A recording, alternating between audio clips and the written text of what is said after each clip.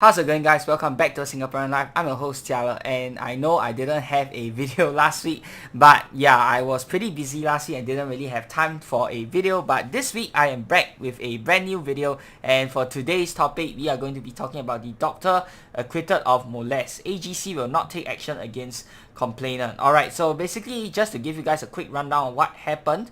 Okay, so this woman apparently falsely accused this doctor of molesting her while inside the clinic or hospital. Okay, and there were no eyewitnesses, no CCTVs whatsoever, and basically the damage has already been done. Alright, the doctor's life is, I don't know what is going on with the doctor's life right now. I don't really have a, up to date information on that, but yeah, the damage has already been done. He's been condemned, blah blah blah. And this woman, apparently, I don't know if her guilty conscience struck her or something. She decided to come out and say that she was actually giving false testimony inside of court. And now, not only is she not being charged with giving false testimony and wrongly accusing someone of something that they didn't do, but on top of that, they are also refusing to lift the gag order to reveal the woman's identity. Do you see the problem here? Like, why is there such a blatant show of double standards? I mean, it's a crime to be giving false testimony in court. It's a crime to be, falsely accusing someone of something they didn't do. That's slander, right? Or something like that. I'm not really sure what is it called. I'm not a law student. But yeah, I'm pretty sure it's illegal to do that. And on top of that, why is there even a gag order in the first place? Why do you censor out the woman's name but not the guy's name? That makes no sense whatsoever. So now that the guy has been proven innocent, shouldn't you uncensor the woman's name since she is the criminal here and not the guy? What is going on, man? Like, I know in today's society there's so much talk about feminism, equality and all that kind of stuff, and also a lot of talk about sexual misconduct, obviously, which I can fully understand and I can fully respect. But if you guys search up the definition of feminism, it's basically equal rights for all. It's not more rights for women. So why is it that the Singapore justice system, and not just the Singapore justice system, but a lot of justice systems around the world are moving towards this notion of giving women more rights over men? That's not feminism. That is not equality. You know what I'm saying? Like, if you want to be fair, then the woman should obviously get charged in this case. The woman's name should obviously be uncensored in this case, so that everyone knows that she's a lying criminal. Alright, and she obviously should make a public apology to the guy as well. And the guy did nothing wrong, and yet his life is basically in shambles because of this whole incident, because someone decided that she didn't like his face or she didn't like him as a person or whatsoever, and so she decided to come up with this false accusation. Do you see how much potential for abuse this can be? Even if I'm not a woman, let's say for example I have a business rival or a competitor or something, and I happen to don't like that person, I want to get rid of that person, I can just hire any female that I know or any random female on the street and accuse that person of sexual misconduct. And in cases like these whereby there's no evidence, no eyewitnesses, no CCTVs, and it's basically just your word against his word, then 99% of the time the woman is going to come out on top because of how the justice system functions. And that is so ridiculous to me. I understand that it is not convenient to install CCTVs in maybe like the private clinic or consultation room. Yeah, that's the word I was looking for. Like, it's not cost efficient. At the same time, it's also not feasible to be installing CCTVs inside the consultation room, because there might be cases whereby the patient does have to take off his or her clothes for the doctor to give them a further examination. Nothing sexual, but just a further examination. Even if it's people of the same sex, I can understand that it's not feasible to do such a thing. So in cases like these, then how in the world do you determine who is guilty and who is innocent? It's basically your word against that person, the other party's word.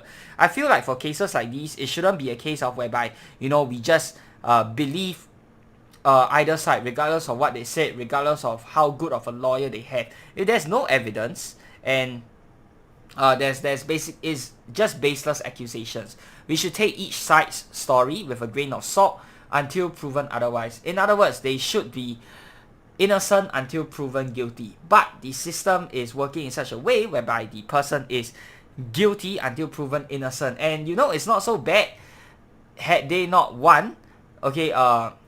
not implement a gag order. Had they implemented a gag order on the doctor's name before he was 100% proven guilty, then this wouldn't have been so bad. But now that his name is out in the open, it's already been dragged through the mud. It's too late, no matter what you say. The damage has already been done. So why is that not the case? Why isn't it the case whereby they should be innocent until proven guilty instead of it being the other way around? Like, that makes no sense to me. If there was very clear-cut evidence like CCTV recordings, eyewitnesses or something like that, then sure, guilty until proven innocent. But in this case, whereby it's just one person's word against another person's word, I feel like the case should be innocent until proven guilty, and the gag order should be for both people, okay? For the person filing the complaint as well as the person, getting charged. The gag order should be for both people until the court finally decides on who is right and who is wrong. And I just want to make this very clear. Had this woman not stood up to say that she gave a false testimony in court, she falsely accused the guy, then the guy's life is basically over. Like, there is literally nothing that he can do to change the outcome, and he would have been permanently screwed. Permanently screwed. Guys, that is how serious it is. And I feel like this has not been addressed enough in today's media, especially when there's so much talk about equality and feminism going on around. I feel like people are misunderstanding the meaning of feminism and the meaning of equality. It's equal rights. It's not more rights for one gender or more rights for the other gender. You know what I'm saying? And sure, you guys can come after me and say that maybe I'm saying this because I'm a guy, but that is how I feel. Like, I follow quite a fair number of people on social media, and every time whenever there's sexual misconduct cases happening, yes, majority are guys. Yes, majority of the time we get a lot more perverts from guys as compared to females, but not to say that there aren't any sexual misconduct cases for females. And I do not see these stories being shared around enough, whereby every time there's something, if it's a guy doing something wrong, for example, it spreads like wildfire. It gets shared like crazy. Like, I mean, literally, like 50% of the people I know are sharing over and over again on social media. And I'm not proud to say that I'm following a bunch of social justice warriors on social media, but yeah, that's just the way it is. It's not just the people I follow. In fact, even for a lot of people that I don't follow, I know that all of these sexual misconduct cases are getting shared, reshared, and basically spreading like wildfire to ensure that the perpetrator's name is dragged through the mud. Fair enough if the person really did commit the offense, but what about cases like this?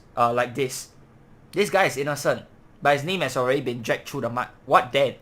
So is everyone who shared the wrong story in the first place, are they going to apologize to him? Are they going to patronize his clinic more to make up to him, or patronize his consultation room more? I think he works in a hospital, if I'm not wrong. So yeah, how does that whole thing work? The damage has already been done to the guy.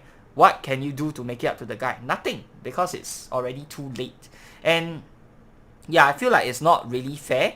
Okay, I understand that in the past, yes, it's true that guys do have more rights than women, but I feel like they are fighting the wrong fight right now. Like, you should be fighting for equal rights, not more rights for women over men, because that basically defeats the purpose of what you're trying to go for. It strays away from the main point. And if you don't think what I said is true, then you guys need to look up the definition on on Google, on the dictionary or whatever.